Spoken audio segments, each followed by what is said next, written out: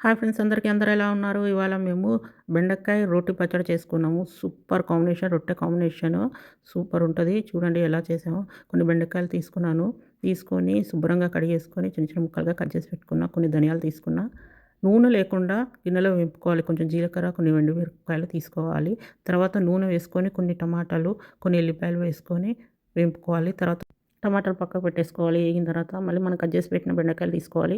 అవి కూడా నూనె వేసుకొని కొంచెం పసుపు వేసుకొని మంచిగా వేపుకోవాలి. తర్వాత మనం వేంపి పెట్టిన ఎండుమిరపకాయలు ఉన్నాయి కదా, అవి కొంచెం సాల్ట్ వేసుకొని రోట్లో దంచుకోవాలి.